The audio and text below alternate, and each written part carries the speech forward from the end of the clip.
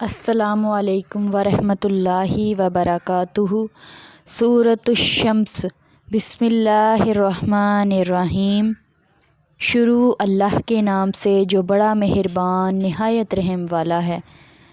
ترجمہ: سورج کی اور اس کی روشنی، دھوپ کی قسم اور چاند کی قسم جب سورج کے پیچھے نکلے، اور دن کی قسم جب وہ سورج کو روشن کرے یا تاریکی کو روشن کرے، اور رات کی قسم جب سورج کو ڈھانپ لے، یا زمین کو یا آسمان کے کناروں کو، اور آسمان کی قسم اور اس کی جس نے اس کو بنایا یا اس کے بنانے کی، اور زمین کی قسم اور اس کی جس نے اس کو بچھایا یا اس کے بچھانے کی، اور آدمی کی جان کی اور جس نے اس کو بنایا اس کی یا اس کے بنانے کی۔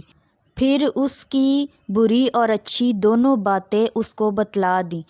جس کی جان کو اللہ نے سنوارا، شرک اور گناہ سے بچایا، اس نے مراد پا لی، اور جس کی جان کو اللہ نے دبا دیا، خاک میں ملا دیا، بہکا دیا، وہ تباہ ہو چکا۔ سمود کی قوم والوں نے اپنی شرارت سے پیغمبر صالح علیہ السلام کو جھٹلایا، یا جب ان میں بڑا بدبخت شخص اٹھ کھڑا ہوا، پھر اللہ کے پیغمبر صالح علیہ السلام سے ان سے کہا، اللہ تعالیٰ کی اونٹنی کو چھوڑ دو، اس کو مت ستاؤ اور اس کو اپنی باری میں پانی پینے دو۔ لیکن انہوں نے پیغمبر صلی اللہ علیہ وآلہ وسلم کو جھٹلایا اور اونٹنی کو مار ڈالا۔